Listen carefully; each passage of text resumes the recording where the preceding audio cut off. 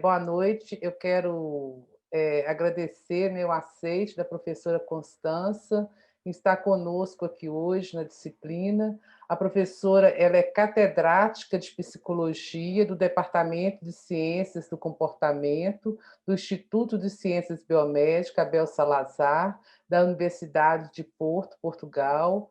É diretora do programa doutoral em Gerontologia e Geriatria das Universidades de Porto e de Aveiro, coordena o Centro de Atendimento 50+, que é um serviço especializado em envelhecimento, que garante um atendimento personalizado, fornecido por especialistas nos campos da psicologia, gerontologia e saúde.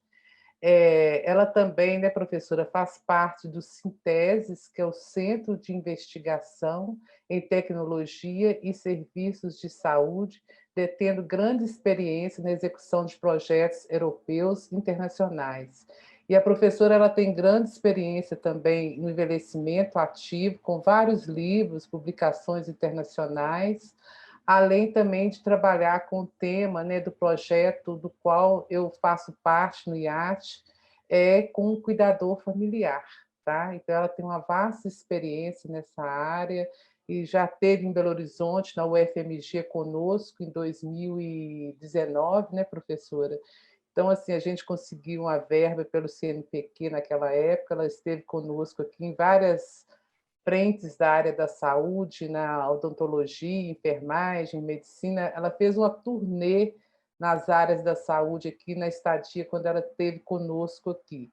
Em São Paulo também, no curso de gerontologia também. Então, acho que a gente tem muito a aprender, né, com a professora Constança, e muito assim agradeço de coração mais essa oportunidade de estar conosco aqui e fazer parte com você desse momento.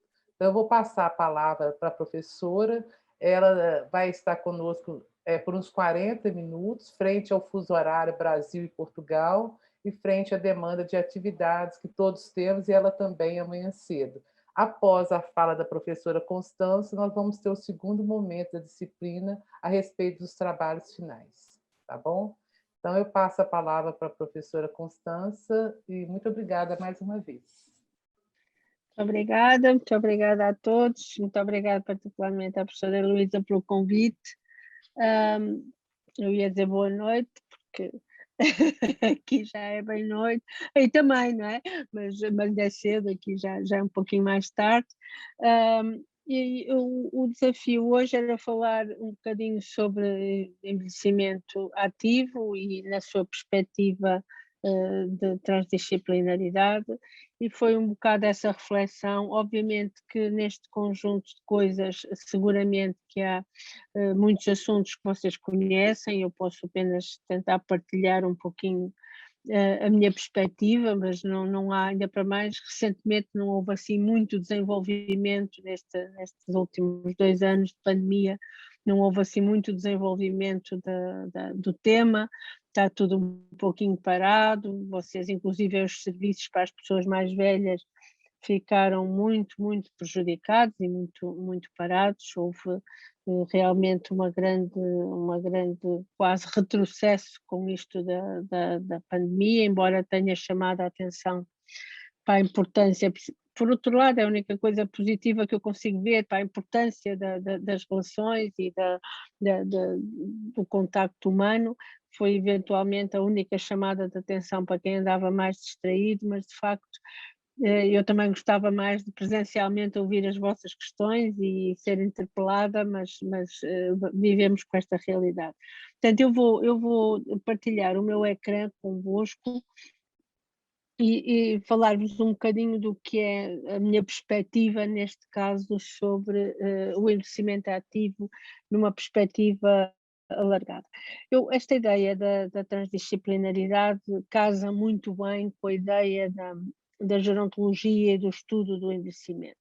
A própria disciplina da gerontologia nasceu claramente com uma perspectiva já multidisciplinar, o que de alguma forma facilita a nossa abordagem atual, porque a própria ciência que se tem vindo a sedimentar na área do envelhecimento é por natureza, até por origem, claramente multidisciplinar e transdisciplinar, e tem-se construído dessa forma. Portanto, digamos que é fácil nós olharmos para isto. Eu diria que é quase, além de ser obrigatório, é muito fácil olharmos para isso numa perspectiva transdisciplinar. E eu tinha perguntado hoje no início da sessão, portanto, vocês vêm todos de áreas distintas, e, portanto, é um pouco nessa tentativa de encontrarmos um discurso comum sobre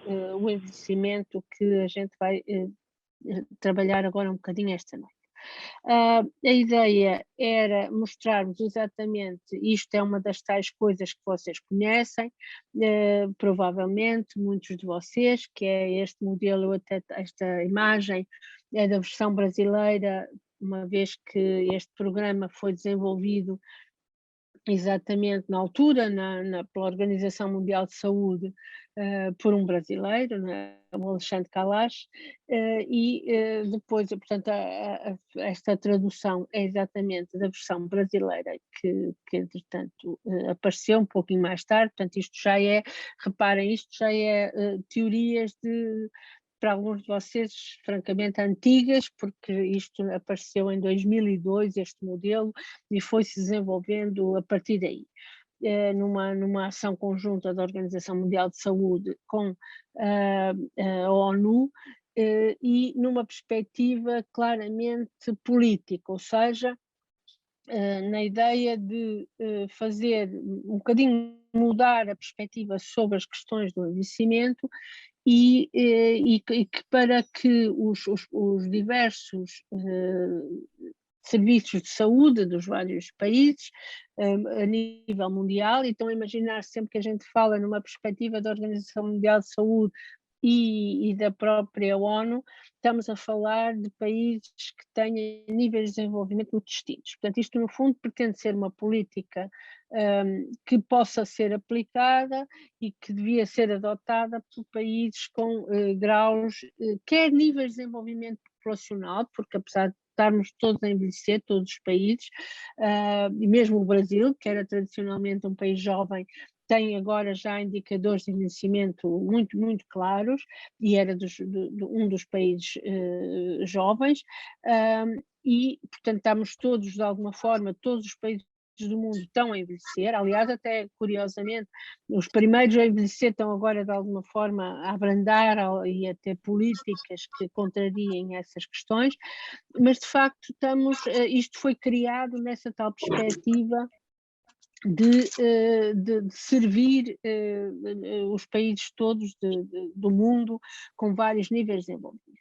Eu aqui só queria chamar-vos a atenção. É evidente que não acho que talvez não se justifique, mas a definição de envelhecimento ativo passa, no fundo, não por atividade física exclusivamente, mas pela participação, pela saúde e pela segurança. Portanto, estamos numa perspectiva em que o envelhecer, olhado numa perspectiva mais positiva de envolvimento das pessoas e de envolvimento a nível, quer garantindo uma boa saúde, quer uma boa participação social, e de facto, considerando estes diversos vetores, vem aqui esta ideia deste círculo que fala do género e da cultura. Portanto, obviamente é um conceito que tem que ser percebido em termos, é diferente para homens e mulheres, e portanto tem que ser percebido numa perspectiva de género, e obviamente varia de cultura para cultura, que deve ser integrada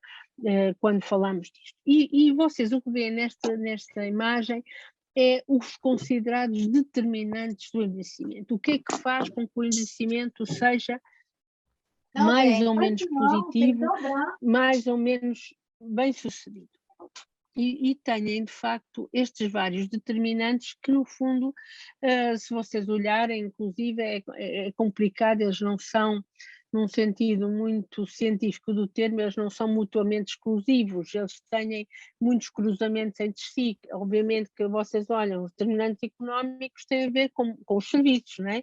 Quer dizer, se os determinantes económicos, se os aspectos económicos de um país forem mais débeis, provavelmente os serviços sociais e de saúde também o são. Portanto, no fundo, temos aqui, isto está organizado conceptualmente, mas vocês percebem que na prática estes vários conjuntos de determinantes têm uma comunalidade grande e se cruzam entre si para, no fundo, explicar, promover, se quiserem, na dupla perspectiva, quer dizer, de explicar o envelhecimento bem-sucedido, um envelhecimento ativo, e, por outro lado, são os que contribuem para que isso seja uma realidade. Portanto, explicam e contribuem para.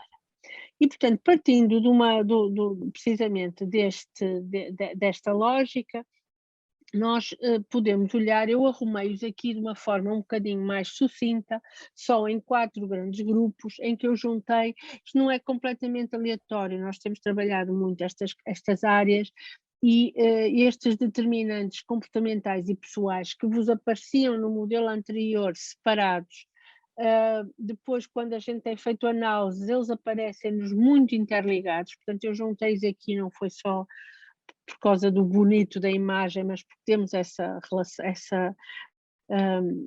noção de que eles aparecem muito interligados, porque o comportamento é um comportamento específico das características das pessoas.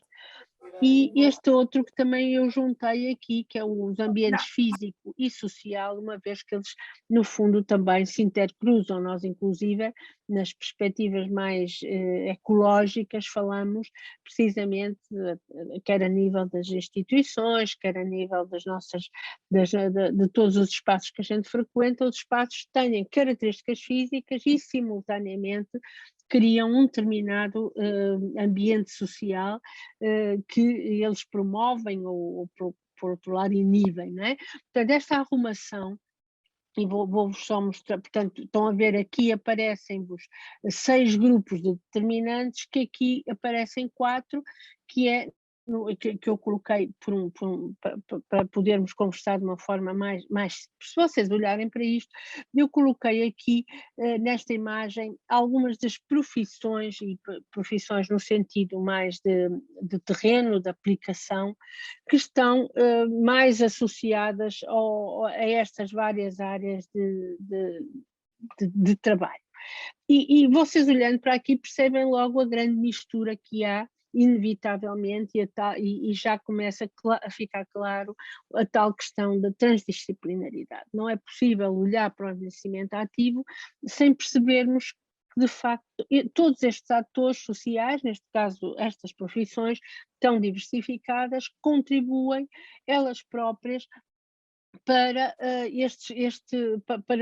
para estes grupos de determinantes de forma absolutamente decisiva. Eu só pus os políticos ali na parte da economia, dos determinantes económicos, mas vocês podem, obviamente, perceber com facilidade que eles estariam em todos, porque, obviamente, e aliás, eu comecei por vos dizer que isto é um modelo de aplicação política. Este modelo de investimento ativo proposto pela Organização Mundial de Saúde era precisamente correspondente ao que seria uma política de saúde para ser aplicada em diferentes países. E, portanto, vocês têm aqui para os determinantes de serviços sociais e de saúde, têm toda a área social que trabalha na área social e na área da saúde, obviamente, e, portanto, com uma relação absolutamente íntima e que não pode ser separada. Eu aqui até talvez o que está aqui mais, que vos poderá causar um bocadinho mais de estranheza a estes preparadores físicos, mas nós já vamos perceber porquê, porque obviamente que o exercício físico é claramente uma das áreas fundamentais para nós termos um envelhecimento ativo. Eu tinha-vos dito, ativo não quer dizer exercício físico, mas o exercício físico, ou seja, no fundo, toda a participação social envolvendo exercício físico e em termos de, se quiserem, de estilo de vida saudável, o exercício físico faz parte e, portanto, eu coloquei ali e utilizei assim um termo que pudesse ser perceptível por toda a gente como preparadores físicos, porque obviamente vamos perceber que é uma das áreas que está aqui cruzada com muito relevo. Depois aqui nos determinantes comportamentais e pessoais, obviamente estamos aqui a considerar mais, por um lado, as características do indivíduo, e portanto características que vão de genéticas a características já comportamentais, e obviamente quem de alguma forma, enquanto profissional, tem um peso mais relevante nestas áreas.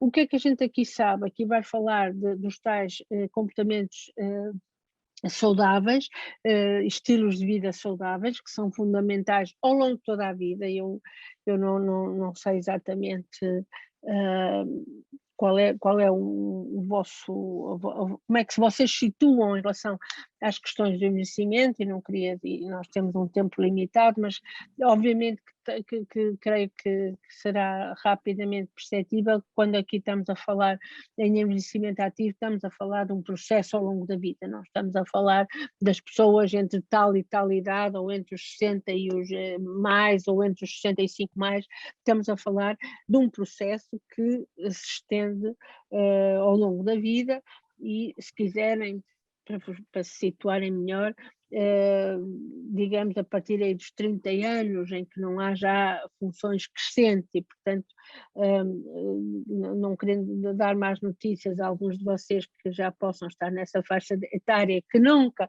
pensaram em que alguém dissesse que estão a envelhecer, mas obviamente, no fundo estamos a falar precisamente de processos que começam mais ou menos por volta dos 30 anos, com um desvio padrão de 5 e que se estendem pela vida fora. E obviamente tudo o que se passa durante a nossa vida tem peso no tal envelhecimento ativo, se vocês quiserem pensar, o tal exercício físico ou o que quer que seja, ou a nutrição, obviamente que se quiserem começar amanhã um novo plano de exercício físico, nós estamos ainda no início do ano, aquelas resoluções que a gente faz, são sempre bem-vindas, estão sempre a tempo, é sempre ótimo que comecem amanhã, mas seguramente que os mais velhos já deviam ter começado eventualmente mais cedo, outros estão mais a tempo, portanto a ideia nunca é tarde demais, mas seguramente que devem fazê-lo, porque é um contributo positivo. Obviamente que a história do ambiente, eu depois no fim trouxe-vos alguns dados sobre estas questões do ambiente físico e social têm um peso fundamental. Tem um peso fundamental porque é preciso que os ambientes favoreçam um envelhecimento ativo. Por exemplo, e aqui o que é um ambiente que favorece? É um ambiente que não tem barreiras, obviamente, é um ambiente que permita que eu possa caminhar, que eu possa fazer exercício físico, mas é também um ambiente seguro, portanto, no fundo, o ambiente social e físico que se interligam e que, obviamente, tenham um peso brutal no que possa ser um envelhecimento ativo. Portanto, uma vizinhança segura, uma vizinhança simpática, onde haja espaços de lazer, onde haja locais que eu possa frequentar em segurança. Estamos sempre na lógica do ambiente físico que seja amigável, não é? Que não tenha obstáculos, e o ambiente social daí do recorrente, e no ambiente social seja esse aspecto de ser agradável, seja o aspecto de ser seguro, que é um dos pilares deste tal envelhecimento ativo. E obviamente que a gente envelhece, vive sempre muito melhor se as finanças estiverem de boa saúde. Portanto, obviamente que os determinantes económicos para o envelhecimento ativo são fundamentais. E a junção fatal de ser velho e de ser pobre, obviamente que é péssimo em termos de envelhecimento ativo, eu diria é péssimo em qualquer idade, mas é evidente que a economia e a capacidade de controlar a sua vida e de suprir as necessidades das pessoas é um elemento absolutamente fundamental. Portanto, isto você já tem uma ideia de que estamos a falar de um construto absolutamente abrangente, de um construto que nos implica a todos, claro que como pessoas, mas também como profissionais, e portanto em que cabemos todos de alguma forma e temos um papel muito importante. Eu ainda talvez vos dissesse aqui sobre o ambiente físico, uma coisa que às vezes não é tão abordada, mas que é o seguinte: se vocês pensarem em termos das capacidades que podem, de alguma forma, nas pessoas mais velhas, ter algum declínio, e eu estou a pensar nomeadamente em capacidades sensoriais, o que nós sabemos é que nós vamos compensando essas capacidades o mais possível, ou seja, se eu tenho dificuldades visuais, ponho uns óculos, se eu tenho dificuldades auditivas, pode pôr um aparelho auditivo, usar uma bengala, portanto, no fundo estou a compensar declínios de capacidades. Eu estou agora aqui a sublinhar bastante as capacidades sensoriais que são a base da nossa vida. E o que eu chamo a atenção nisto é o seguinte: quando eu já não consigo compensar neste caso, com aparelhos ou com cirurgias ou com o que é que seja, essas capacidades que possam estar em declínio, o que é que eu posso fazer? Posso melhorar o ambiente, ou seja, vamos pensar na visão. Eu vou aumentando, uso óculos, aumento a graduação, vou tendo dificuldades, ou tenho uma catarata, faço uma cirurgia, e pode chegar um momento em que eu já não contenho mais, se quiserem, propostas de compensação dessa capacidade, mas ainda tenho, por exemplo, que criar ambientes em que a luz seja clara, em que a sinalização seja boa, em que, no fundo, eu posso fazer alterações ambientais facilitadoras do tal envelhecimento ativo da pessoa, não é? Porque se vocês pensarem em termos gerais, o que existe na natureza, ou no ambiente quer natural, quer construído, muitas vezes não são obstáculos, são obstáculos na relação que se gera entre o que eu tenho que fazer naquele sítio. Vamos pensar, por exemplo, uma escada. Uma escada é um elemento físico para subir de um piso para outro piso. Não é? Portanto, no fundo, não é um obstáculo, deixa de ser. É um elemento físico. É um obstáculo se eu tiver dificuldade de o subir. Não é? E, portanto, a questão, quando se coloca aqui na alteração do ambiente físico, tem a ver com esta relação entre a minha capacidade e a exigência do meio. Se o meio é muito exigente em relação à minha capacidade, eu vou ter mais dificuldades. Portanto, estas alterações do ambiente físico são um aspecto central para promover o envelhecimento ativo.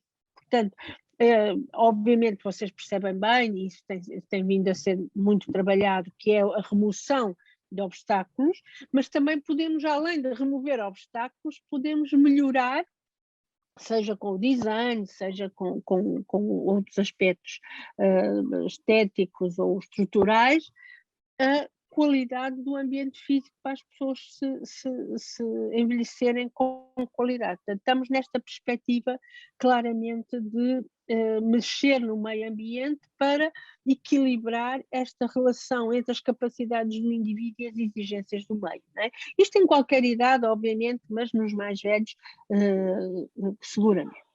Portanto, este é um bocadinho o panorama de fundo da sessão de hoje. Eu coloquei-vos aqui a capa deste documento. Portanto, eu tinha-vos dito que o outro documento que falou do envelhecimento ativo, tudo isto vocês conseguem tirar os documentos diretamente do site da Organização Mundial de Saúde, abrem o site da Organização Mundial de Saúde e conseguem baixar estes documentos, portanto são de acesso fácil. Eu tinha-vos dito que o outro já era antigo, que era de 2002, e entretanto o tal Alexandre Kalash, brasileiro, saiu da sua posição, reformou-se, ele está agora a viver majoritariamente no Rio de Janeiro, e a Organização Mundial de Saúde de alguma forma mudou um pouquinho de orientação. um pouquinho ou muito, que vocês sabem que as políticas são feitas por pessoas e refletem muito o que elas pensam e a forma como se posicionam, e neste caso eu diria que houve talvez o que eu diria um certo retrocesso, mas neste momento o grande paradigma deixou de ser o envelhecimento ativo, numa perspectiva que eu diria que eu assumidamente preferiria, e foi assumida uma perspectiva, digamos, mais clássica na questão da abordagem do envelhecimento e da saúde. E vem este relatório, que é de 2015, já com a nova direção, é um pouquinho disso que fala. De qualquer forma, este tal envelhecimento, e agora aparece-vos muitas vezes a ideia do envelhecimento ativo e saudável, porque de facto eu acho uma pena perdermos a noção do tal envelhecimento ativo, aqui, porque o saudável parece mais uma visão mais restritiva, e eu gosto mais dessa visão mais alargada do tal envelhecimento ativo, que dava muita ênfase às questões do contexto, da cultura e por aí fora. De qualquer forma, vocês neste documento têm uma visão já um pouquinho distinta, que é esta ideia de um processo de desenvolvimento e manutenção da capacidade funcional e, portanto, com uma ênfase maior já nos aspectos, se quiserem, mais físicos, de qualquer forma, na lógica de permitir o bem-estar na velhice. E a ideia de que esta capacidade funcional é determinada pelas capacidades intrínsecas do indivíduo, e nós já vamos ver o que é que isso pode querer dizer, que é no fundo estas tais capacidades físicas e mentais, e a interação dessas duas.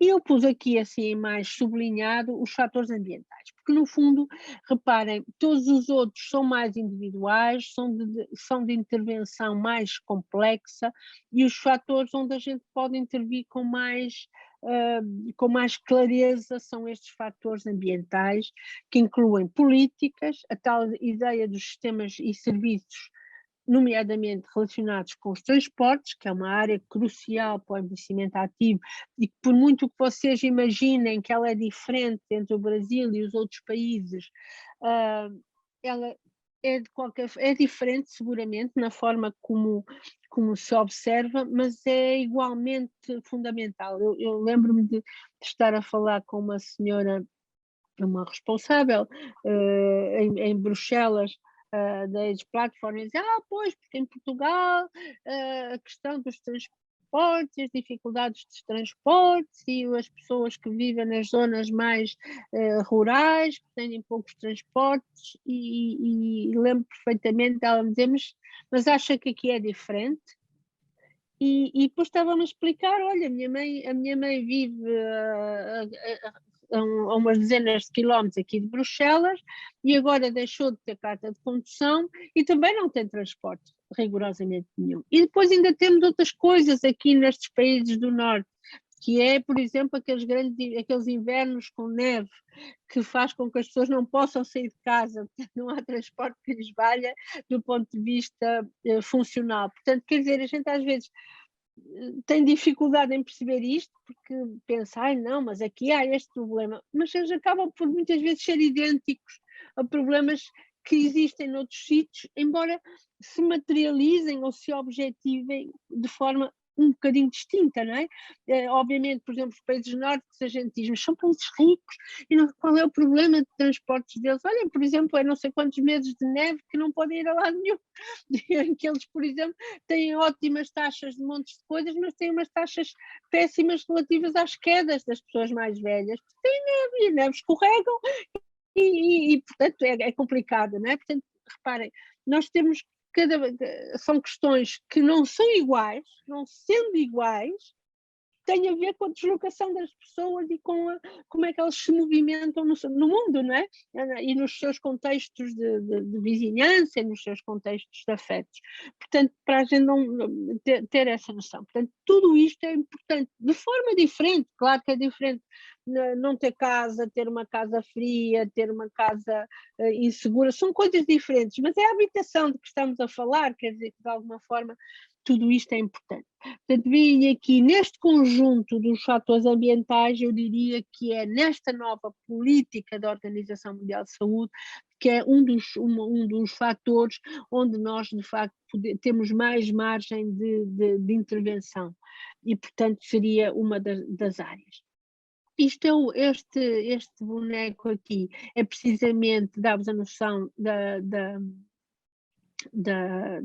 este é mais um boneco tirado, mais uma imagem tirada daquele manual e precisamente o que eles colocam é o envelhecimento saudável em termos de características pessoais, genéticas, características de saúde, e nas características de saúde eles colocam a saúde relacionada com a idade, com os comportamentos, as mudanças fisiológicas, as doenças, as mudanças de homeostase e os síndromes. Portanto, no fundo, este boneco é o boneco-chave, a representação que eles têm da tal capacidade intrínseca e da capacidade funcional das pessoas. Esta capacidade intrínseca, como vocês podem ver aqui, limita-se a ser definida como o conjunto das capacidades físicas e mentais do indivíduo e que, portanto, tem um peso fundamental. E o que vocês veem aqui neste gráfico, são gráficos teóricos, isto no fundo são modelos, não é? Em que o funcionamento tem a ver com os aspectos da funcionalidade, se quiserem, mais física e da tal capacidade intrínseca que são as tais características físicas e mentais dos indivíduos e que variam desta forma. Eu aqui sublinhei-vos com esta linha vermelha mais ad hoc, no fundo, nós hoje o que nos estamos a falar, e estamos a falar numa perspectiva alargada para vocês todos que vêm de áreas de formação distintas, estamos aqui, eu sublinhei sobretudo a parte, se quiserem, da prevenção e da promoção, porque no fundo depois, se a gente entra na área já, digamos, da doença ou das complicações, entramos em áreas clínicas que já não interessa a toda a gente e que nem como vamos ter esperança, nem tão pessoalmente, nós esperamos ter um envelhecimento ativo e saudável, e muito menos como profissionais, porque de facto há muitos de vocês que não trabalham depois nessa área já, se quiserem, mais secundária. E daí eu ter sublinhado esta fase fundamental da vida, que é a fase em que os indivíduos mantêm a sua melhor capacidade. E é nesta fase que nós devemos prevenir e de alguma forma fomentar o envelhecimento ativo. É precisamente a ideia de quando as pessoas ainda têm a sua capacidade ao nível mais elevado, prevenir as doenças crónicas, ou seja, através de diagnósticos precoces, de estilo de vida saudável, todas essas questões, e promover esses comportamentos que facilitem o envelhecimento ativo e saudável. Portanto, eu, no fundo, deste modelo que eles atualmente propõem, sublinharia que o envelhecimento ativo, isto é uma discussão muito mais complexa, que é, no fundo, dizer-vos, quando se fala de envelhecimento ativo, estamos a falar só de pessoas autónomas e que não têm doença? Qual é essa relação? A ideia, enquanto modelo, é que nós podemos, obviamente, trabalhar o envelhecimento ativo em qualquer fase. Um indivíduo lá porque está numa cadeira de rodas não quer dizer que não tenha possibilidade de, no seu condicionalismo, ter um envelhecimento ativo. Envelhecimento ativo que é com o máximo da saúde possível, dentro das suas condições, né? Portanto, otimizando a sua condição, ter a participação social considerando as suas limitações, não é? E estando em segurança. Ou seja, de facto, o modelo de envelhecimento ativo pode ser aplicado mesmo para pessoas que tenham doença ou que tenham um processo de envelhecimento com doença e com patologia. Mas eu diria que o modelo em si visa, sobretudo, prevenir as situações em que isso para que isso não se verifique. Ou seja, eu tive muitas vezes a pergunta, que não sei se vos ocorre, mas perguntaram muitas vezes a estudantes e pessoas que estavam em formação.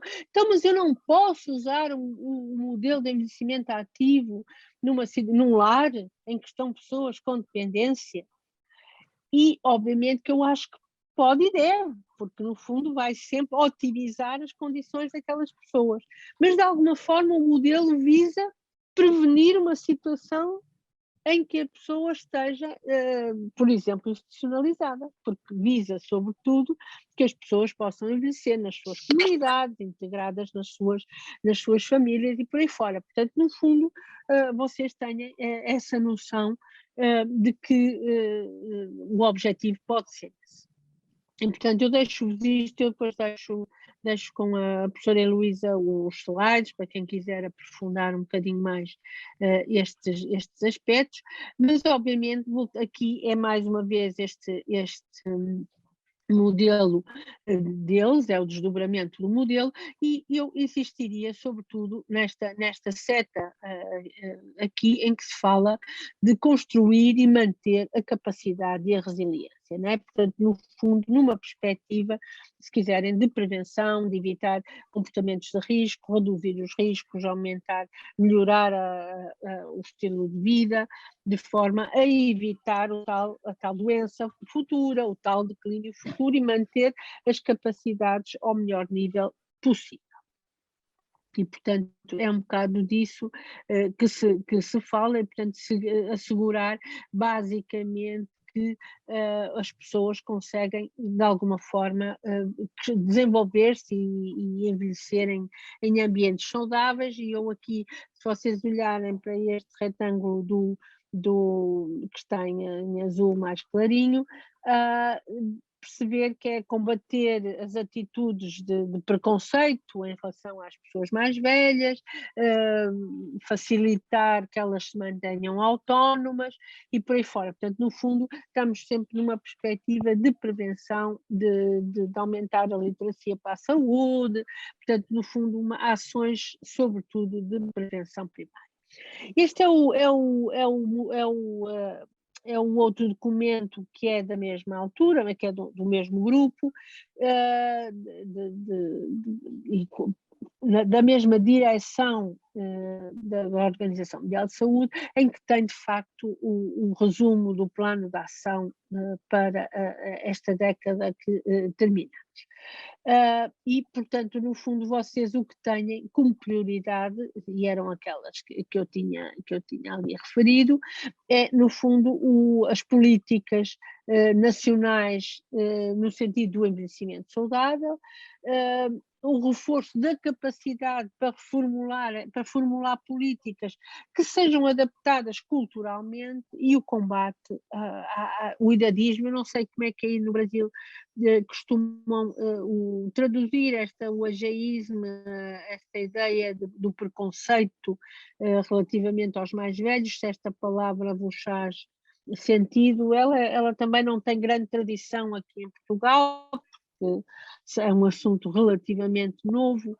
De qualquer forma, a ideia é exatamente de combater a ideia de que velho é igual a doente, é igual a incapaz, é igual a declínio cognitivo, é igual a pessoa com baixa mobilidade e por aí fora. Portanto, no fundo, combater a discriminação pela idade. E, portanto, aqui é esta palavra idadismo, que é a tradução que agora atualmente nós usamos cá, do ageísmo, que é, de facto, a discriminação pela idade. E que é uma área-chave sem a qual, ou seja, se nós não estivermos sensibilizados para isso, não há envelhecimento ativo seguramente, não é? Portanto, no fundo, se nós tivermos essa ideia, digamos, esse preconceito relativamente às pessoas mais velhas, vamos, de facto, não vamos conseguir agir no sentido de favorecer o tal envelhecimento ativo e saudável. Esta ideia dos ambientes, aqui voltamos à tal ideia da multidisciplinaridade ou da interdisciplinaridade, que no fundo não há maneira de construir os tais contextos favoráveis a um envelhecimento ativo sem a colaboração das várias profissionais e das várias áreas do saber, não é? Portanto, no fundo, não é só a saúde, são depois todos os outros aspectos ligados ao contexto, seja do ambiente físico, seja do ambiente social em que as pessoas se movimentam. E aqui as ações são a promoção da autonomia das pessoas mais velhas, e aqui a autonomia é de facto que elas sejam funcionais e que se mantenham funcionais ao longo da vida, portanto capazes de cuidar de si próprias, não é? Portanto de promover o seu autocuidado. Precisamente a tese que eu tenho amanhã de manhã é precisamente a discutir esta questão da autonomia das pessoas mais velhas, no sentido, e neste caso, no caso específico da manhã, como é que a enfermagem trabalha estas questões da autonomia, que é uma das áreas que habitualmente se preocupam. A ideia do envolvimento, voltamos no fundo à participação, não é? À participação das pessoas nas várias áreas da sociedade e a tal promoção de ações multissetoriais. Isto não foi, isto no fundo é uma perspectiva que não foi criada para esta sessão, e que existe e que tem sido desenvolvida neste modelo. E eu só também para completar um pouquinho este raciocínio, trouxe-vos este documento. Este documento, o que vocês veem aí, é a Age Platform Europa. A Age Platform é uma plataforma de associações de pessoas mais velhas, portanto, no fundo, se quiserem, é um conjunto de associações, neste caso europeias, que dos mais diversos setores, mas em prol das pessoas mais velhas, e que se juntam nesse sentido para reivindicar e para conseguir no fundo, políticas mais amigáveis para as pessoas mais velhas. É uma coisa que também vocês, quem tiver curiosidade, eles desenvolvem ações nas mais diversas áreas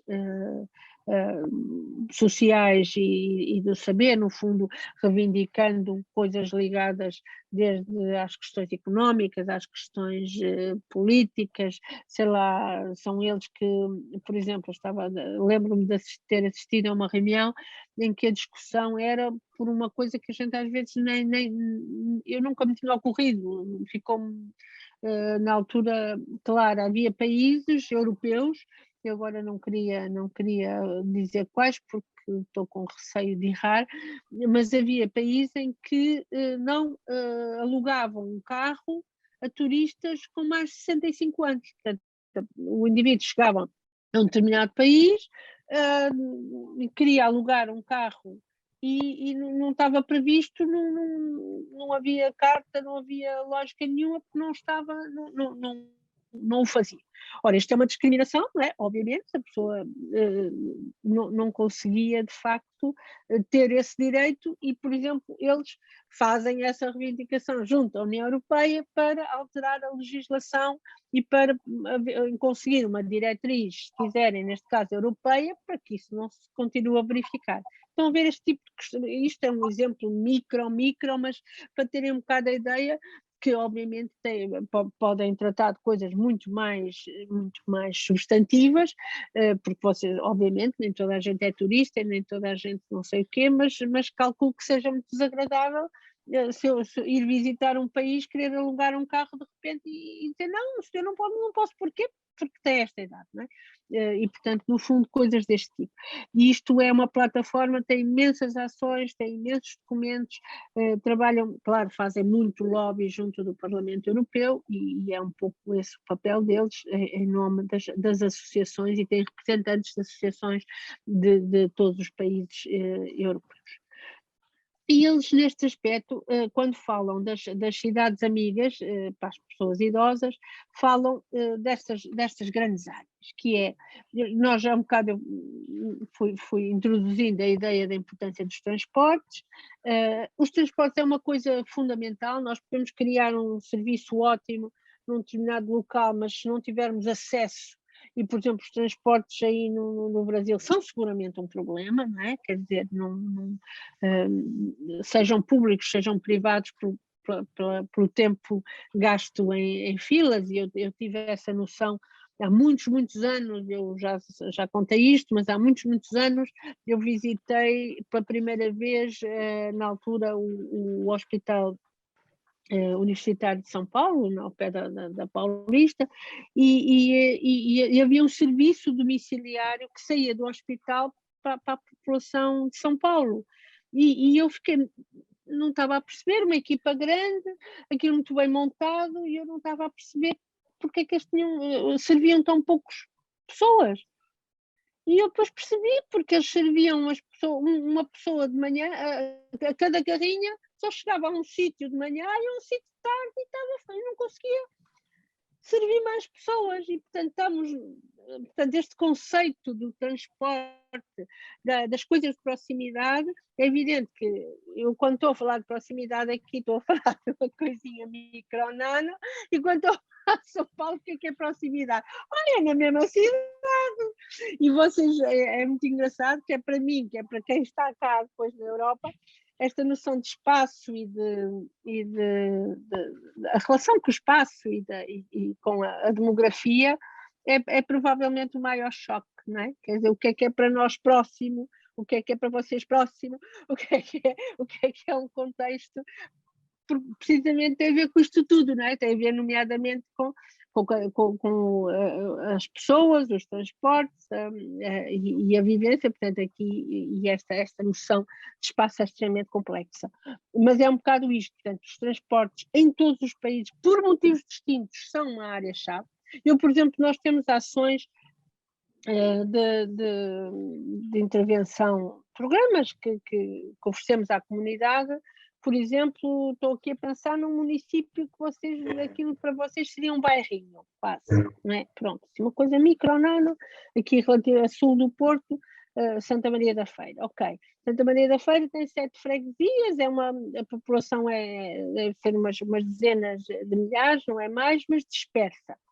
Dispersa, que são 5 km para aqui ou 10 para acolá, que é pouquíssimo, mas não se vai a pé, não é? Quer dizer, uma pessoa não consegue fazer 10 km para um lado e 10 km para vir, pelo menos se for mais velha.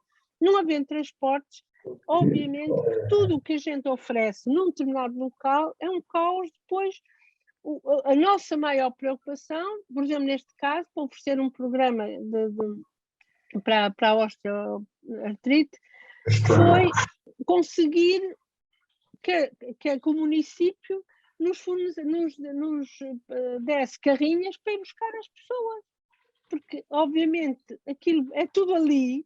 Nós de carro fazemos aquilo num repentinho, as pessoas não têm de carro, não têm transportes públicos, nós criamos um serviço ótimo e não temos clientes.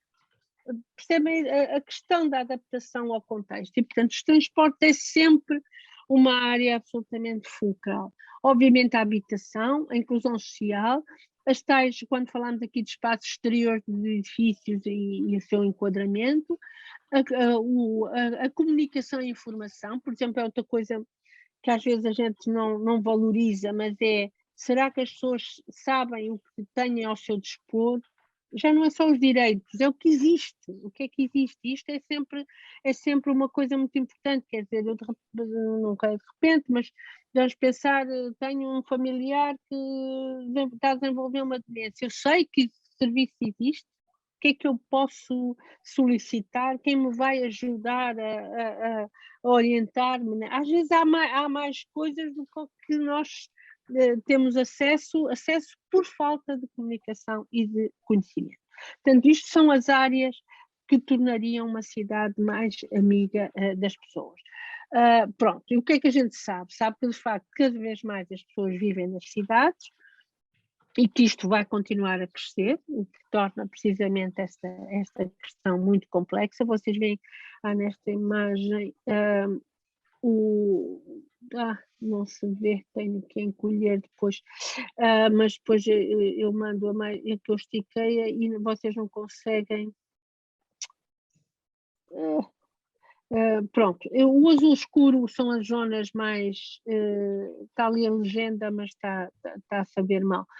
O azul escuro são as zonas obviamente mais urbanizadas, portanto com mais pessoas a viver na cidade, no qual o Brasil quase todo está claramente incluído, não é? Portanto, no fundo, tirando aqui na Rússia e estas zonas da África têm mais população rural, quanto mais escuro, mais urbanizado são os países e as regiões. E obviamente é disso que a gente tem que, é com isto que a gente tem que trabalhar. Obviamente que a questão que se coloca aqui, nomeadamente, é em termos de trabalhar isto em termos de empregos e da economia local, e criar postos de trabalho, né? No fundo, isto às vezes é uma coisa que vocês provavelmente também estranham, vocês mais jovens que estão agora a fazer esta formação. Esta ideia de postos de trabalho, o que é que a gente faz com as questões da reforma, das pessoas se aposentarem, não é? Como se diz, como é que se faz com a aposentadoria das pessoas, como é que se consegue garantir que haja dinheiro para pagar nesta proporção de mais velhos e mais novos a trabalhar, como é que vocês mais jovens com empregos precários conseguem garantir no futuro que tenham pensões e que tenham reformas, e claro, nós aqui estamos a falar de países com sistemas sociais muito distintos e, portanto, sistemas de aposentadoria muito distintos. Mas a ideia é um bocadinho esta, quer dizer, é evidente que aqui na Europa a questão que se coloca é a proporção de pessoas a trabalhar versus a proporção de pessoas que se reforma. Eu não consigo, é um assunto que é altamente debatido, não há grandes soluções neste momento. As soluções que a gente vai ouvindo são sempre soluções um bocadinho precárias, no sentido de não pôr todos os ovos no mesmo cesto, não fazer sistemas mistos de ter parte garantida pelo Estado e parte da aplicação privada, e vocês sabem que isto é uma conversa muito complexa, porque se as pessoas quase não tiverem dinheiro para o seu dia-a-dia, como é que vão, no fundo, ter maneira de fazer poupanças para garantir mais tarde? Portanto, provavelmente tudo isto vai levar uma mudança muito grande e as pessoas vão ter que fazer um tipo de trabalho eventualmente mais distribuído ao longo do tempo. Há profissões que são mais fáceis de manter do que outras, mas obviamente que a ideia da reforma é uma ideia que está cada vez mais posta em causa, quer pela sustentabilidade da segurança social, e em vários países nem isto existe, e por outra coisa, às vezes, e era isso que eu um bocado dizer vocês mais jovens, há outra coisa que é importante referir-vos, esta ideia de que os mais velhos se devem reformar para dar lugar aos mais novos, habitualmente é falsa, porque o que a gente observa é que a maior parte das vezes as pessoas mais velhas se reformam, os postos de trabalho são extintos, até porque vocês sabem que está a haver uma grande mudança nos postos de trabalho, não é? Portanto, estão a aparecer profissões novas, estão a desaparecer profissões antigas, e portanto este equilíbrio que parecia assim óbvio, eu reformo-me porque dou lugar ao outro, habitualmente não se passa nada disso, e a gente tem dados que mostram que não é nada disso que se passa, porque ou as coisas se transformam, ou as coisas se extinguem, e portanto já não é esta coisa que parecia óbvia, né? Quer dizer, que se está a passar. E portanto, no fundo, esta questão é uma das questões do emprego e do trabalho, é importante ser pensada, e conforme as profissões. Esta ideia da pobreza urbana, porque de facto é onde as pessoas vivem, não é? E portanto, como é que a gente, em termos locais, pode garantir o acesso das populações aos serviços? A questão da habitação que muitas vezes há pouco investimento na habitação e, obviamente, que as pessoas precisavam de ter apoio para se manter na sua habitação, mas muitas vezes a habitação não tem condições suficientemente adequadas para que as pessoas se mantenham dessa forma. E, portanto, isto aqui, quando falo em oferecer subvenções para adaptações em casa, tem muito a ver com isso, quer dizer, que era, no fundo, manter as pessoas em casa com, às vezes, claro que os políticos gostam muito mais de gastar dinheiro em coisas visíveis e dentro da casa das pessoas não se vê nada, né? Se eles mudar o chuveiro ou puseram um corrimão, ninguém vê, portanto isto aparentemente não dá votos, né? Mas no fundo são áreas absolutamente fundamentais para se garantir o tal envelhecimento ativo e saudável, que a habitação funcione. Para outra área completamente distinta, e lá estamos nós na transdisciplinaridade, que é no fundo a qualidade do ar, a poluição, tem um peso fundamental em termos do próprio envelhecimento, né? Quer dizer, no fundo é evidente que a poluição vai implicar um envelhecimento mais com doença e vai ser muito pernicioso para o tal envelhecimento em todas as idades, obviamente em idades mais vulneráveis é pior. A tal mobilidade urbana, como é que nós podemos, no fundo, evitando a poluição, e isto é verdade para toda a gente, é por isso que nós até habitualmente agora falamos menos de cidades amigas das pessoas idosas, mas mais de cidades amigas de todos, porque se forem amigas das pessoas idosas, são amigas das outras também, não é? Sempre aquele velho exemplo, se der para passar uma carreira de rodas, dá para passar um carrinho de bebê. E, portanto, no fundo, podermos pensar em termos mais de design inclusivo, de design que seja universal e não especificamente, não é necessário pensar especificamente, na maior parte dos casos, para as pessoas mais velhas, com muita especificidade. Esta história da transição digital é muito curiosa.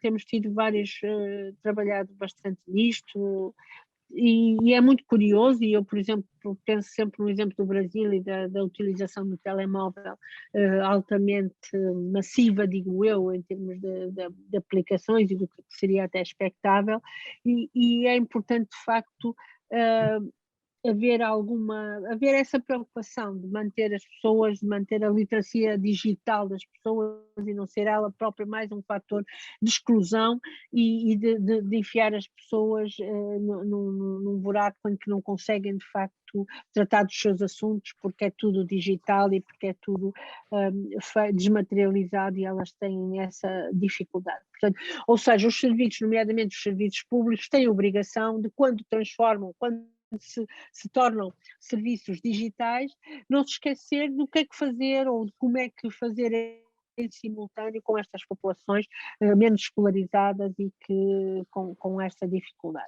E muitas vezes até isto não seria tão complicado assim, mas não pode ser mais um pretexto para discriminar as pessoas.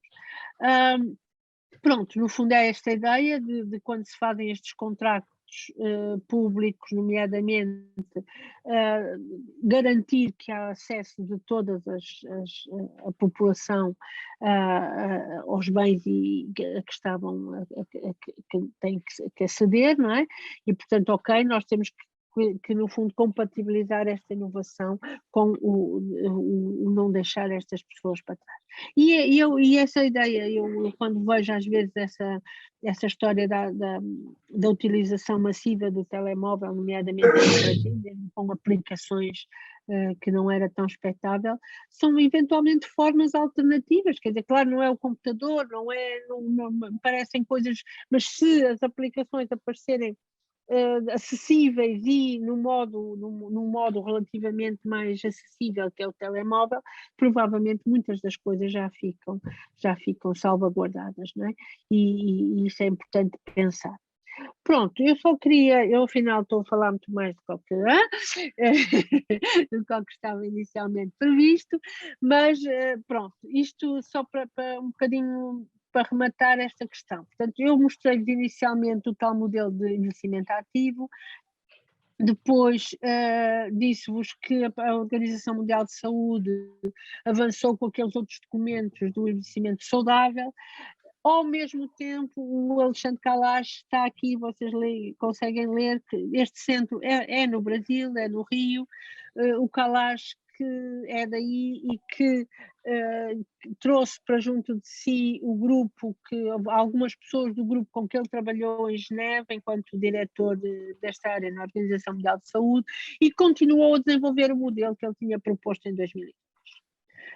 E, portanto, no fundo, vocês têm aí, digamos, o privilégio de terem este grupo que continua a trabalhar neste modelo que, pessoalmente, me parece, de facto, mais abrangente, mais simpático, mais inclusivo do que o modelo que eu vos mostrei há pouco, muito centrado na saúde, quase prevenção primária, prevenção secundária e terciária, portanto aquele modelo mais, embora depois tivesse chamar a atenção só para a prevenção primária, mas no fundo é um bocado essa a lógica. E o que é que eles fizeram nestes anos?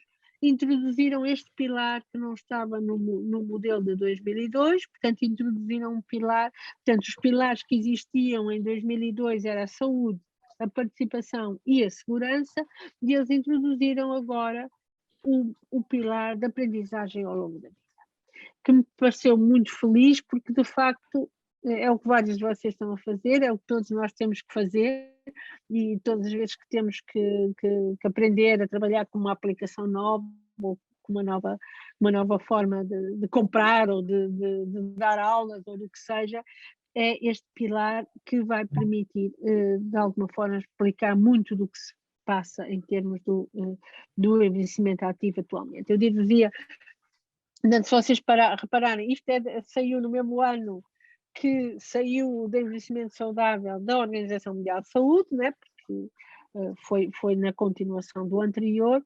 E só assim por curiosidade, que é muito engraçado, eu adoro estas figuras, e acho que pensar um bocadinho nelas é sempre bom, em que eles no fundo mostram como é que era a vida na era industrial, na era de Bismarck, em que era tudo muito mais, entre aspas, simples, não é? Um período de aprendizagem, um período de trabalho, e depois a reforma, a pessoa reformava-se e morria rapidamente, portanto também não era um problema, nem para as finanças, porque era uma coisa, digamos, que rapidamente se resolvia, porque a morte é sempre barata para os países, não é? E a complexidade, que às tantas é maior que esta, atual, em que no fundo há uma grande mistura entre períodos de aprendizagem e períodos de trabalho, e em que a reforma se estende claramente, não é? Portanto, vocês têm aqui para os homens e para as mulheres, para os homens um bocadinho aparentemente ainda mais simples, com um período de aprendizagem, depois o início já aqui misturado o trabalho e a aprendizagem, depois cuidar das pessoas, e aqui provavelmente esta primeira fatinha, cuidar de filhos, e esta fatia a seguir, cuidar dos pais e dos avós, portanto no fundo aqui esta tal sanduíche com trabalho pelo meio, e a reforma durante muito tempo, porque as pessoas depois da reforma vivem uma quantidade muito grande de anos, e foi isto que se tornou mais, entre aspas, problemático.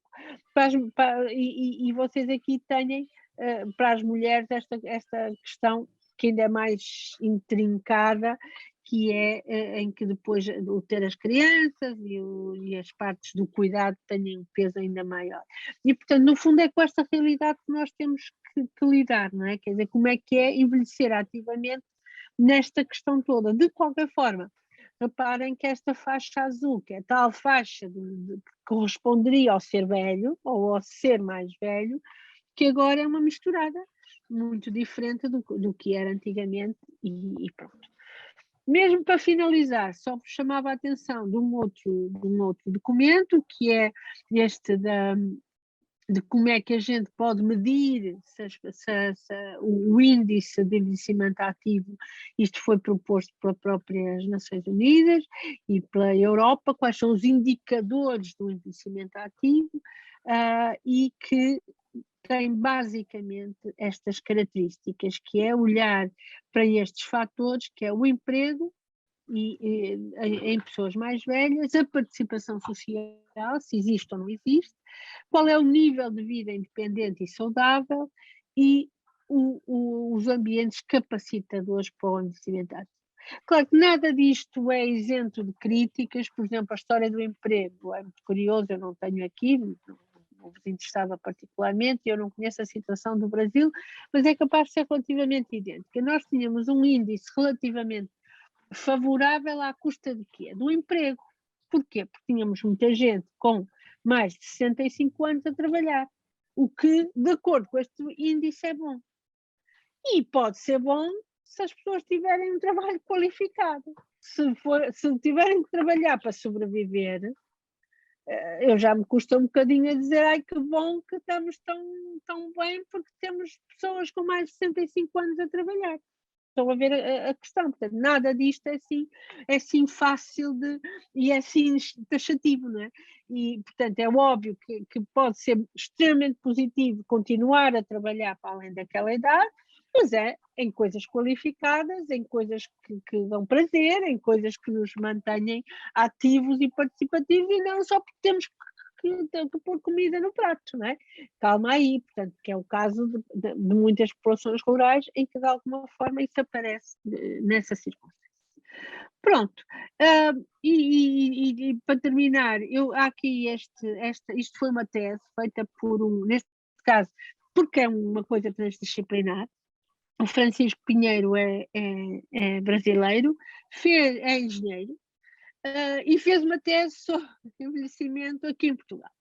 E é precisamente esta mistura, esta transdisciplinaridade, como é que o Sr. Engenheiro se lembrou de vir fazer uma coisa sobre o envelhecimento ativo, especificamente na Faculdade de Engenharia. O doutoramento, neste caso, era sobre de saúde ocupacional, saúde no trabalho e na ocupação, e portanto no fundo foi nesse âmbito, mas é muito curioso e ele chegou a um índice também que é outra ferramenta que nos pode permitir, por exemplo, podia nos permitir perceber se Belo Horizonte tem um índice de envelhecimento ativo melhor do que o Rio, ou do que Brasília, ou do que outra coisa qualquer. Que era, no fundo, como é que nós podemos encontrar indicadores que nos permitissem, e para quê? Perfis, no fundo. Isto não é só para saber que é melhor ou pior, isto também não tem interesse nenhum, isto não é futebol. Quem ganhou no fundo, perceber quais são as áreas que estão melhor ou quais são as áreas que precisam de ser reforçadas para fomentar esse envelhecimento ativo. E precisamente aqui era, pronto, obviamente, a definição inicial. O que ele agarrou foi tentar fazer um índice para os 3 pilares, que eram os pilares considerados pela Organização Mundial de Saúde, e o que é que ele foi fazer? Foi procurar dados que existissem, não dados que tivessem que ser recolhidos diretamente e que a gente nunca mais conseguia lá chegar, mas dados que existissem nos Institutos Nacionais de Estatística, no que seja. E, portanto, ele, por exemplo, para a segurança, considerou os temas, isto foi tudo muito feito à base, inclusive, com aqueles modelos de grupos Delphi, de peritos, em que, no fundo, foram explicando quais seriam os fatores que eles consideravam mais importantes para o envelhecimento ativo. Neste caso, entrou a habitação, para a segurança, para os espaços exteriores, os transportes e a proteção social e financeira, com estes indicadores, a adequação das casas, a sobrelotação dos alojamentos, a acessibilidade aos edifícios, as famílias unipessoais de idosos, depois aqui a taxa de criminalidade, o acesso aos transportes públicos, portanto, são tudo dados existentes nos vários países, independentemente do seu nível de desenvolvimento. No caso aqui, por exemplo, da saúde, foi buscar o número de enfermeiros, ou de médicos, ou de farmácias, ou de camas, ou o índice de envelhecimento, a taxa de participação nas eleições, a escolaridade, e foi combinando depois estes indicadores que vos dá, e isto é só um exemplo, não interessa nada, absolutamente, é só dar-vos um exemplo de que, onde é que a gente chega? A gente chega a um índice que nos permite, por exemplo, ver quais são as áreas que estão bem e as áreas que estão em estado crítico e precisam de ser investidas, precisam de se trabalhar mais para melhorar o tal envelhecimento ativo. Por exemplo, neste caso que ele estudou, nesta cidadezinha havia poucas camas por habitante, ou havia uma taxa de mortalidade precoce maior do que noutras cidades. Por exemplo, o índice de envelhecimento estava ótimo, mas outros, por exemplo, o número de enfermeiros e de médicos era baixo naquela cidade. E, portanto, no fundo, permite identificar, de facto, áreas e podem continuar, por exemplo, em termos de capacidade de respostas sociais crítica. Portanto, vocês, no fundo, têm áreas, ou seja, isto depois permitiria que não vamos estar preocupados com umas coisas, vamos estar preocupados com outras, não é? E, portanto, permite-nos, ao desenhar este perfil, se a proporção de famílias unipessoais e idosos está num nível bom, não me preocupo nada, vou-me preocupar aqui com as respostas sociais, ou com os transportes públicos, ou com a densidade populacional.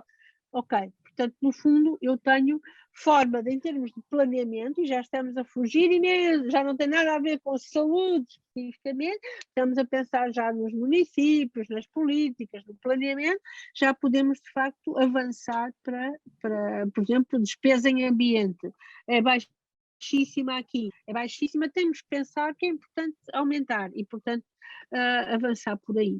Seriam este o tipo de coisa a que a gente chega usando um modelo deste tipo para o envelhecimento ativo. E pronto, era assim um panorama geral das coisas desta área que eu vos trazia hoje. Não sei, professora Heloísa, tenho disponibilidade, se quiserem pôr alguma questão, estejam à vontade. Não sei se foi perceptível. Primeiro, eu quero te agradecer, professora Constância, foi excelente a conferência, muito proveitosa, com certeza muita coisa a gente vai refletir, né? Já começamos a pensar também os jovens que estão aí na disciplina, a se tocarem para esse envelhecimento, né? E a gente também, na idade já mais de 50, também já nos programarmos aí para esse envelhecimento. Então, foi muito proveitosa, sim. Eu sei do tempo, né, do fuso horário, eu vou abrir assim, para algumas perguntas, sabendo que no máximo até 8h30 a gente vai encerrar com a professora Constança e passaremos para a segunda parte da aula, né? Então, assim, eu queria ver se algum aluno, algum colega também da disciplina, professor residente, né, queira fazer alguma pergunta à professora, né? Está em aberto aí também. Professor Sérgio, tinha alguma pergunta para fazer, Sérgio, se quiser? Até os alunos se mobilizarem aí, quiserem perguntar. Está à vontade, não há problema. Professora Constância, muito obrigado pela palestra. Eu não sei se vocês estão me ouvindo. Estamos, Sim. Sérgio. Estamos, Sérgio. Então, esse tema do envelhecimento tem me afetado assim, pessoalmente, recentemente, principalmente pelo fato de, em breve, eu poder já me aposentar. Então, eu tenho conversado com muitos colegas, professores, que têm se aposentado recentemente, ou que se aposentaram há poucos anos, ou que vão se aposentar em breve, e tem surgido um assunto muito curioso que eu nunca tinha parado para pensar. Uma possibilidade de aposentar e ir mudar para a Europa. Então, e eu recebi umas mensagens muito curiosas, uma delas de um prefeito da cidade de Braga, em Portugal. E esse prefeito da cidade de Braga tem feito convites objetivos aos brasileiros, do tipo, brasileiros, venham, vocês estão sentindo que tem muita violência no Brasil, quando vocês se aposentarem, Portugal está de braços abertos para vocês. E tem outros prefeitos de outras cidades que têm feito coisas dessa natureza. E, curiosamente, eu comecei a recolher alguns dessas mensagens que têm sido enviadas e, mais curiosamente, eu comecei assim, a descobrir que existem algumas pessoas que estão fazendo realmente esse movimento. Então, eu conheço um grupo de professores do Rio de Janeiro, da Universidade, que se aposentaram na Universidade Federal do Rio de Janeiro ou na UERJ, no Rio de Janeiro, e eles montaram um grupo de pessoas, uma vila, né, numa cidade em Portugal. São 7 professores que se mudaram para Portugal com este objetivo de, principalmente, fugir da violência no Rio de Janeiro, na cidade do Rio de Janeiro, né? Bom, esse assunto é uma coisa assim, que eu tenho ouvido esse assunto. Eu queria saber, professor Constância, se você já ouviu sobre esse fato, dessa possibilidade, né, de brasileiros se aposentarem, obviamente, brasileiros que têm condição financeira de fazer esse movimento, né? Mas se isso não seria uma questão, um problema, inclusive, para Portugal, né? Inclusive para a saúde pública, para o acesso, né, às questões de saúde, enfim, todas as questões envolvidas, muitas delas citadas pela senhora aqui nessa conferência. Mas então eu queria saber se esse assunto é um assunto isolado ou se tem alguma relevância, se você já ouviu falar disso. Eu não, em relação a brasileiros, não propriamente, mas já há muitos anos que o sul de Portugal e o sul de Espanha recebe pessoas do norte da Europa que se mudam, nomeadamente por questões climáticas, não é? E nós tivemos, neste momento nem sei muito bem, mas nós tivemos várias políticas facilitadoras no sentido dos impostos e pelo menos dentro da Europa houve muitas políticas seguidas em que facilitavam a mudança de pessoas dentro da Europa isso foi sempre não. Eu diria que nas últimas, eventualmente, duas décadas ou assim, isso foram políticas ativas fomentadas por vários governos. Portanto, aparentemente é bom, porque também quem vem vai consumir, quer dizer, vai ter gastos, seguramente vai ter gastos, mas vai consumir e se precisar de serviços, há uma parte de serviços que obviamente pode parecer mais estranho, mas agora também há muitos seguros e se precisar de serviços de cuidados, também vai pagá-los e cria emprego. Eu não me parece nada.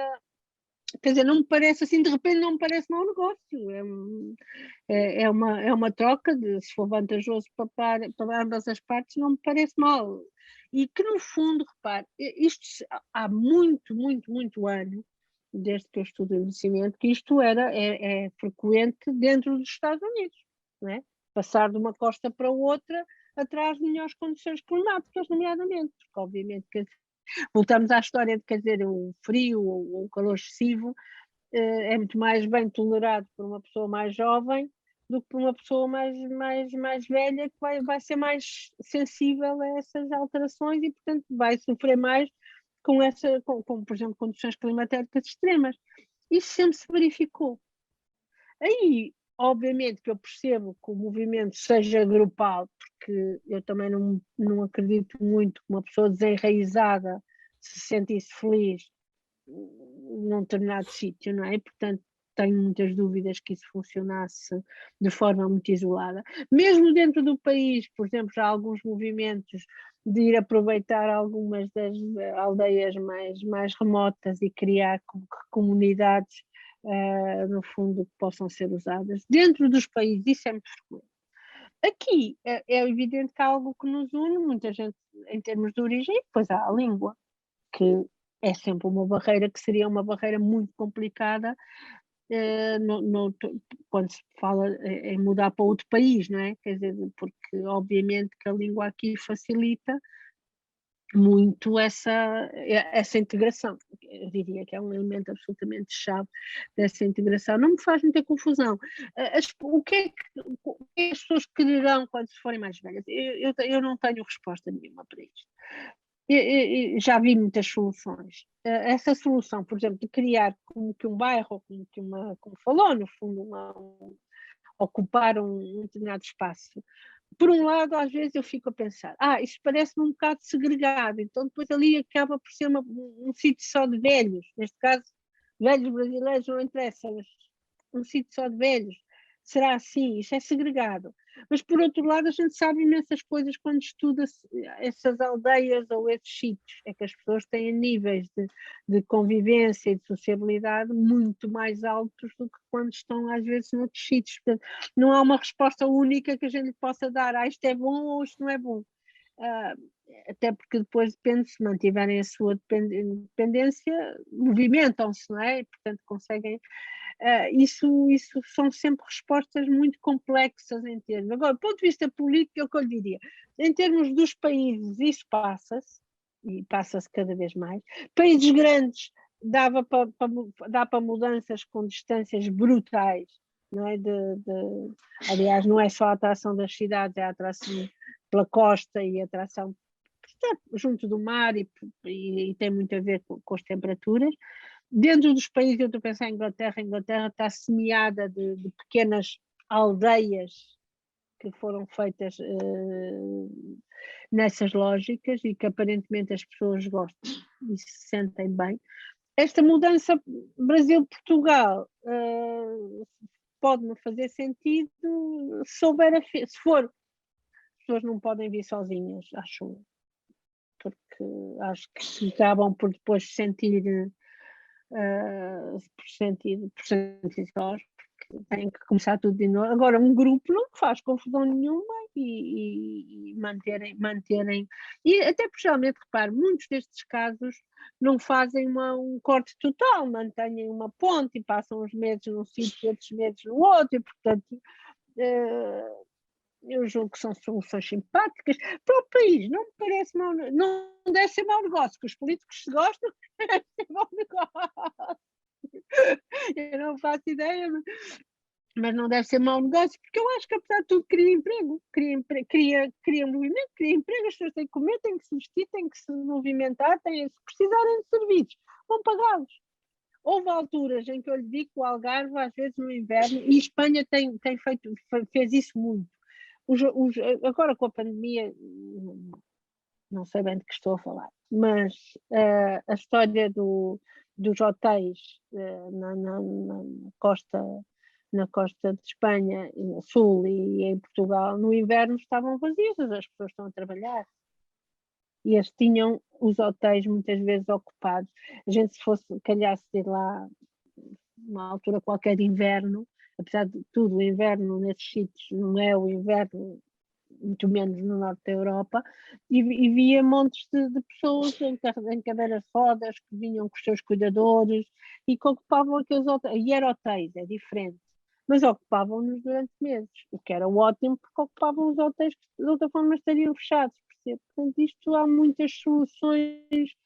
Eu acho que a imaginação que é excelente em termos de soluções. Por exemplo, aí em Belo Horizonte eu encontrei aquelas soluções tão engraçadas, no hotel onde eu fiquei, que tinha parte que estava a ser ocupada por pessoas que ou deixaram as suas casas ou venderam as suas casas e estavam a viver lá em permanência. Eu achei aquilo uma delícia. E de facto e no centro da cidade e não sei o quê, claro.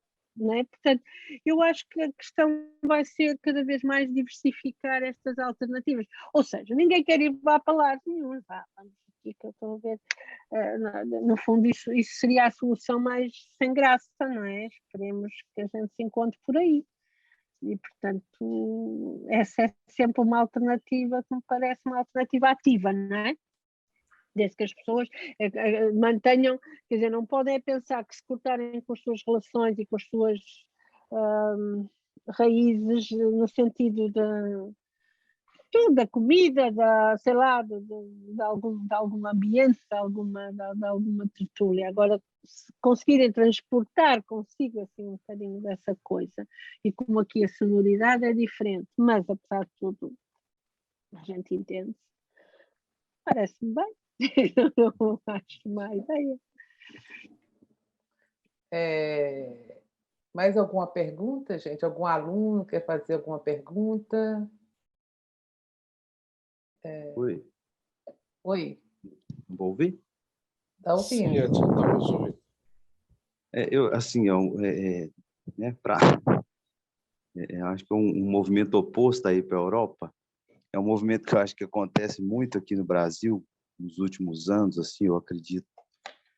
Não é um dado mais empírico, assim, mas é de observação, que apesar de toda a luta que existe para a gente acabar com as instituições totais, existe um movimento muito grande de institucionalização do idoso, né, as chamadas ILPIs, assim, e é uma entidade muito querida de todo mundo. A professora Elsa, ela fala até assim que é uma entidade que ninguém critica, né? E ela é uma instituição total, assim, com todas as características de uma instituição total. E que a gente não consegue pensar outra alternativa, né?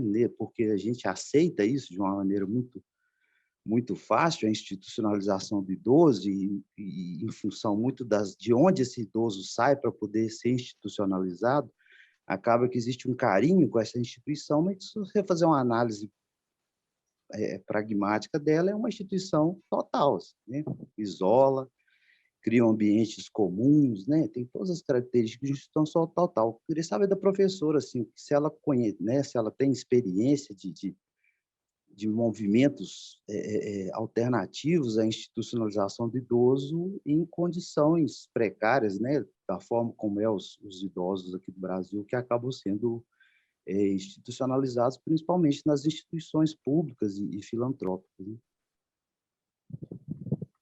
Pois, eu não sei se percebi completamente a sua ideia. Portanto, quando fala de uma instituição total, é de uma instituição tipo lar residencial, ou era de alguma coisa mais alternativa, tipo co-housing ou coisas. Não percebi exatamente de que movimento estava a falar. Se era a Aqui a gente, normalização. Ele a está gente sendo usa o educado, termo professor. Eu acho que as pessoas usam o o termo asilos. É porque o Sim. termo hoje em dia é instituição de longa permanência para idosos, né? Sim, Mas sim, antigamente E é a gente público, chamava de é asilo. público. sim, mas isso é horrível, assim, à Não só partida. asilos, desculpa, não só asilos públicos, Heloísa, mas acho que ele está se referindo também àquelas pessoas que colocam em casas de repouso, chamadas casas de Será? repouso, que de repouso não são nada, né? Eu tenho acompanhado alguns, eu tenho uma mãe de 97 anos, então, assim, eu a acompanho e cheguei a olhar algumas preocupado com a condição dela e desisti, assim, porque elas são de natureza muito precária. Eu não estou generalizando, mas eu acho que você estava se referindo a isso também, não é, Edson? Isso, principalmente essas instituições de longa permanência de uma maneira geral, assim, que é uma instituição muito bem aceita na nossa sociedade brasileira, né? Não sei se é aceita, elogiada e raramente criticada, porque cumpre uma função, né, que é aquela coisa do pior que está não fica, né? Então, às vezes, em função de você tirar o idoso, às vezes abandonado, negligenciado, institucionalizá-lo, cria nesse imaginário que essa institucionalização é algo bom, quando, na verdade, em uma sociedade onde isso não seria algo muito aceito, você teria outras propostas, né? Vamos supor, por exemplo, existe um sistema privado, a questão das permanências dias, né, no qual o idoso passa o dia em locais de convivência, à noite dorme em casa, você tem a opção de deslocar equipes de cuidado, né, que às vezes a família não dá conta daquilo, direto para dentro da residência, sem passar por essa institucionalização. E como eu acredito aqui, eu acho que é excessivamente aceito a ILPI, porque a gente tem essa ideia de um idoso como algo descartável que pode ser institucionalizado sem problema nenhum. Pois, pois é isso que eu percebi. Não, eu não sei se é aceito, quer dizer, no fundo, é como se nós deixarmos de pensar nos idosos, e estamos a falar, pronto, então vamos criar aqui uma instituição para os sem-abrigo e vamos metê-los lá, porque eles ficam melhor, afinal não têm casa, passam a ter casa, afinal têm pouca comida, passam a ter comida. E eles próprios muitas vezes não querem, não é? Não querem viver nesses locais. E por algum motivo será. As instituições têm sua função e há pessoas que eventualmente necessitam de estar institucionalizadas porque não temos outras alternativas. Se houvessem outras alternativas, eu preferia outras alternativas. Eu percebo isso que diz, quer dizer, no fundo tem a ver com pegarem pessoas que tenham muitas dificuldades económicas e habitacionais e tudo isso, e portanto garantir-lhes cama, mesa e roupa lavada, no fundo. Agora, se me pergunta se eu favoreço se é uma solução que eu acho simpática, não acho. Acho que há condições de saúde que eventualmente em que isso eventualmente é necessário, e mesmo assim vou-lhe dizer uma coisa que sempre complicada de dizer. Por exemplo, com a demência, nós muitas vezes dizemos a pessoa já não reconhece os filhos, perde-se para ir à casa de banho, então tanto faz estar em casa como no lar, ou no asilo, numa instituição desse tipo. E depois a pessoa é institucionalizada e passado um mês ou dois morreu.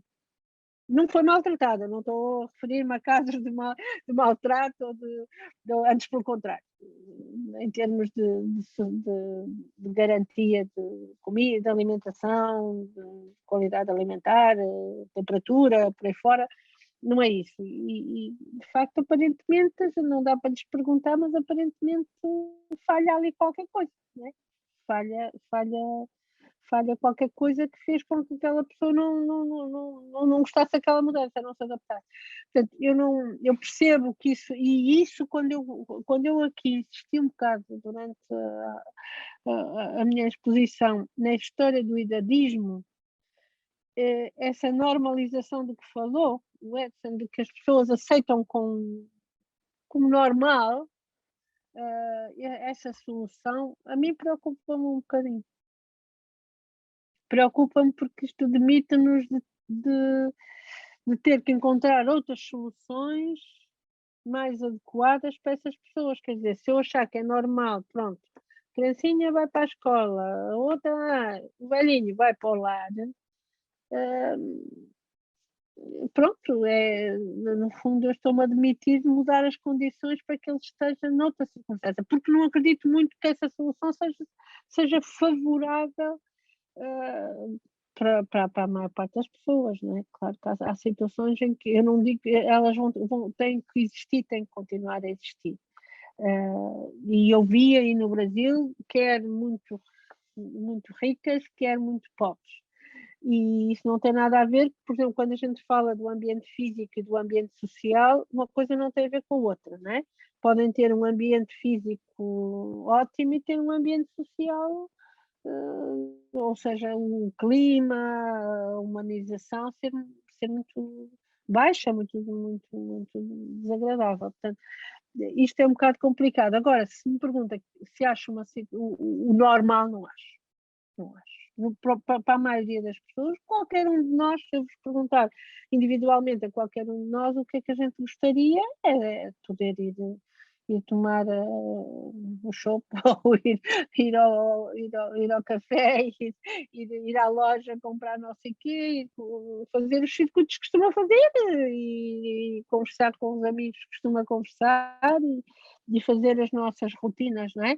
Julgo que seria a resposta mais comum, seria essa. E se eu normalizo que o normal é ir para um lar com horários comuns, quer dizer, todos os casamentos são complicados e vão viver para quartos a maior parte das vezes com outras pessoas. Têm que compatibilizar, um dorme com a janela aberta, outro com a janela fechada. Eu tenho alguns estudos muito complicados de asilos, aliás, eu fiz a minha tese com estudo de um asilo e comparativamente com outras soluções. E era só vivendo aquela circunstância que a gente percebe a dinâmica mesmo social lá dentro. Eu tinha ainda aquelas enfermarias com 15 pessoas, com 16 camas, não é? Separadas com uma mesinha de cabeceira, cama, cadeira, mesinha de cabeceira, cama, cadeira, e fiz na altura uma sociometria, que é no fundo perceber com quem é que as pessoas conversavam mais e se davam, e era extremamente curioso que as pessoas me dizerem que não conheciam nem sabiam o nome da pessoa da cama ao lado, que estava lá há anos.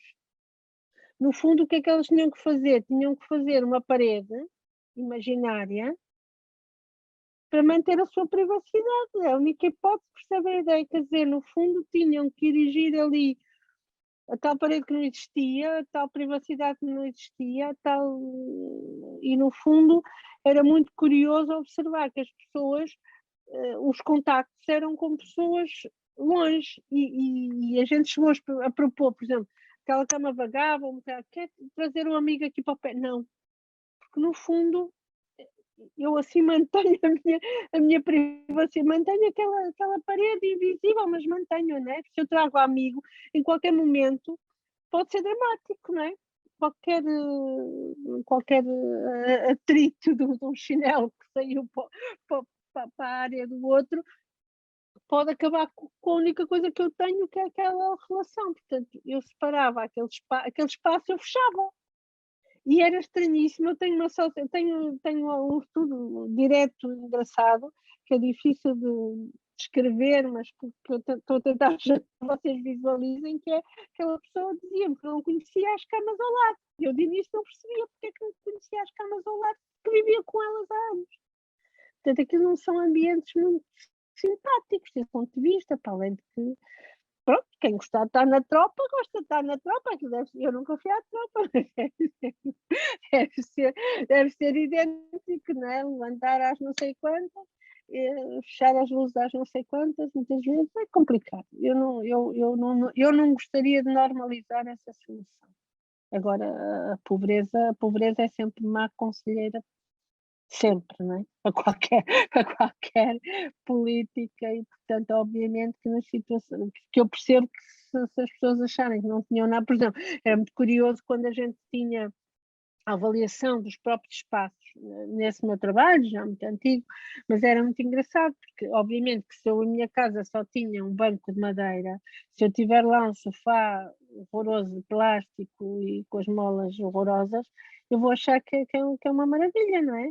Portanto, no fundo, nós podemos pensar nesses termos. Agora, o sofá continua a ser horroroso com as molas a espetarem-se em sítios que não devem. E, portanto, obviamente, não faz daquele sofá um sofá bom, embora a pessoa que sempre esteve num banco de madeira acho que aquilo é um sofá maravilhoso, não é? Portanto, eu realmente, uma das questões é não normalizar essa forma de discriminação das pessoas, não é? Eu acho que nenhum de nós quer ir lá, gostaria de terminar os seus dias assim. E o risco é esse, porque se a coisa for normal, claro que depois uns vão para uns lares melhores, para uns asilos melhores, outros para uns estabelecimentos residenciais melhores, outros para piores, mas independentemente disso, quer dizer. Agora, há outras soluções também residenciais que podem ser já muito mais humanizadas, muito mais apropriadas, que eu estava a falar precisamente, pensei que estava a pensar numa coisa mais alternativa, tipo o co-housing, ou construir uma vila, um local, ou em que cada um tem na sua casa, no fundo, as coisas de que gosta e à sua imagem, né? Portanto, são muitas alternativas possíveis que a gente vai ter que desenvolver. Agora, eu não normalizaria essa, né? Eu até assim, fico meio sensibilizada quando você coloca, professora. Eu li muitas obras do Máquinas de Fazer Espanhol, né, do Hugo Walter Mann, que traz essa questão da institucionalização, né, que as pessoas, o idoso acaba não tendo autonomia. A família coloca ali e some, né? Some da visita, some com o dinheiro da pessoa, né? E coloca ali. E esse livro ele traz essa visão dos idosos que estão ali, sabe, Edson? Seria interessante você lê-lo para entender muito essa questão, né? Que me colocam aqui e esquecem de mim. Os mais, inclusive, ele coloca, né? Os mais graves vão para cima, já ficam próximos do cemitério. Aí, então, não querem abrir a janela. E essa questão que você fala de compartilhar, né, o mesmo quarto, não saber o nome, o livro retrata isso também com muita clareza, né? Então, acho que assim, o envelhecimento ativo ele é muito importante quando você traz também essa questão da atividade física, da alimentação, a gente pensar em viver, né, de forma ativa, cuidando da gente, para a gente ter autonomia, de decidir as nossas escolhas, o que nós queremos para nosso envelhecimento, né? Eu acho muito importante isso. Então, assim, eu vou encerrar, professora, e agradecer muito. A foto de Porto me deu muitas saudades aí, né? Foram momentos que eu passei aí com a professora Constância no pós-doutorado, que eu aprendi muito, né? E muito do que eu aprendi eu venho colocando em prática aqui no Brasil, e foi uma cidade muito acolhedora, tá, Sérgio? Assim, muito prazeroso estar em Portugal. E como a professora falou, estar em família é melhor ainda, porque eu fui em família, né? Então, assim, eu tive condições também de vir ao Brasil, voltar. Então, essa questão financeira ela é importante também, né? E viver fora do nosso sítio, né? No nosso país, não é fácil também, se você não tiver um suporte emocional equilibrado, porque o inverno aí não é fácil, né, professora? Então, assim, mas encontrei pessoas como a professora Constância, maravilhosa, que nos acolheu muito bem aí na cidade de Porto, tá? Então, minha gratidão e muito obrigada por mais esse momento aí estar com você, tá? Uma boa noite, um bom descanso aí. Tchau. Obrigada, hein, professora? Trabalho.